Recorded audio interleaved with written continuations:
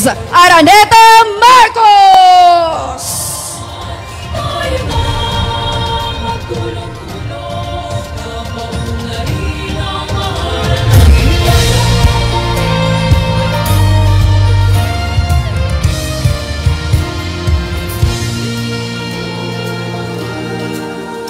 Panahon na ng pagbabago, dahil sa ito ay kinakailangan tayo na